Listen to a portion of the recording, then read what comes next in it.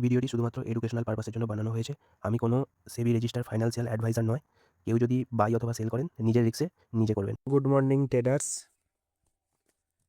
আমরা আজকে মার্কেট দেখব এবং মার্কেট দেখার আগে প্রিভিয়াস ডে কি বলেছিলাম সেগুলো একবার মিলিয়ে নেব।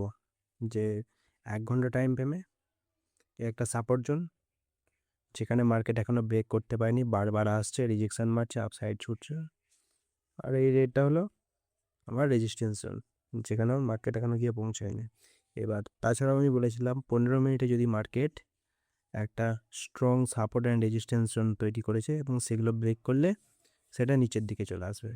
যেমন এখানে রেজিস্ট্যান্স থেকে ছোট্ট পুল ব্যাক মেরেছে, মেরে এখানে এম প্যাটার্ন ক্রিয়েট করেছে, করে ব্রেকডাউন দিয়েছে, একটা ছোট্ট করে রিটেস্ট মেরে মার্কেট 1 ঘন্টার সাপোর্ট জোন পর্যন্ত চলে এসেছে।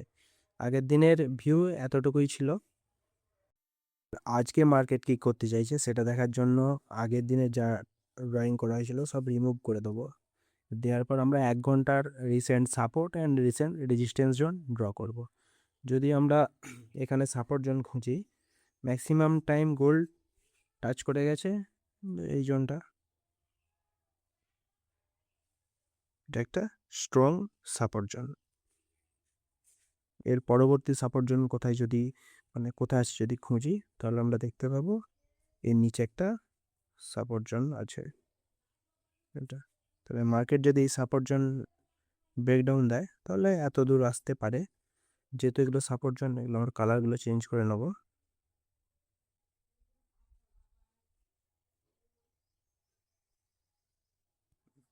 এবার 1 ঘন্টা রেজিস্ট্যান্স যদি টানি, কি দেখতে পাবো যে মার্কেট এখানে এটা ব্রেক আউট করেছিল, করার পর এখানে রিটেস্ট দিয়েছিল, দিয়ে মার্কেট আপসাইড মুভ দিয়েছিল, সেমভাবে আবার ব্রেকডাউন দিয়েছে, রিটেস্ট করেছে, করার পরে আবার ডাউন সাইড মুভ দিয়েছে। সেই জন্য এই জোনটাকে আমরা টেনে নেবো, এটা কি রেজিস্ট্যান্স জোন 1 ঘন্টা।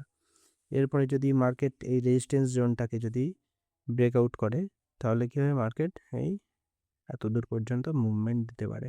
এটা গেল 1 ঘন্টার টাইম ফ্রেমে। 1 ঘন্টা টাইম ফ্রেমে এই দেখি যে মার্কেট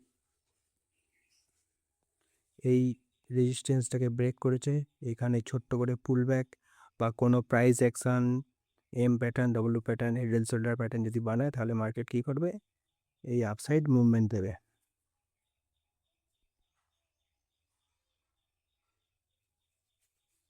আপসাইড মুভমেন্ট দেবে। আর যদি মার্কেট এটাকে ব্রেকআউট না করতে পারে, তাহলে মার্কেট এখান থেকে ডাউন সাইড আসবে, এখানে একটা ছোট্ট রিট্রেস দিয়ে এই জোন পর্যন্ত চলে আসবে। এটা গেল 1 ঘন্টার টাইম ফ্রেম। এবার যদি 15 মিনিট টাইম ফ্রেমে দেখি যে মার্কেট কীরকম কী স্ট্রাকচার ক্রিয়েট করছে বা কীরকম কী মুভ দিতে পারে, তাহলে কি দেখবো যে স্ট্রং সাপোর্ট এবং রেজিস্ট্যান্স জোনের মাধ্যমে সেখানে একটা জোন ক্রিয়েট করছে, মানে রেঞ্জ মারছে, মুভমেন্ট দিচ্ছে না।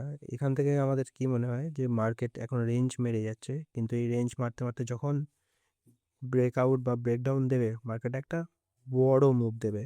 এর বড় মুভ বলতে কিরকম, এর পরবর্তী জোন বা সেই জোন ছাড়িয়েও আরও উপরে চলে যেতে পারে। ঠিক আছে, এবার আমাদের এখানে বিভিন্ন জিনিসগুলো দেখতে হবে। যেমন মার্কেট এখন এই মুহূর্তে কি করছে, এখানে এই তোমার সাপোর্ট থেকে রেজিস্ট্যান্স গেছে, রেজিস্ট্যান্স থেকে এখানে ডব্লিউ প্যাটার্ন ক্রিয়েট করে নেকলাইন ব্রেক করে মার্কেট এই সাপোর্ট পর্যন্ত আসতে পারে। আবার এই সাপোর্টেও কোনো প্রাইস অ্যাকশন তৈরি করে মার্কেট আবার রেজিস্ট্যান্স পর্যন্ত যেতে পারে।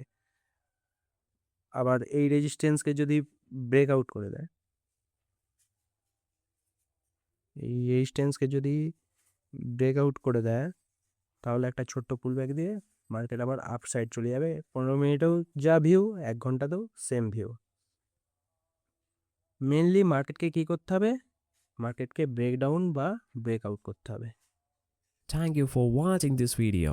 If you enjoyed it, please hit the like button and the bell notification icon.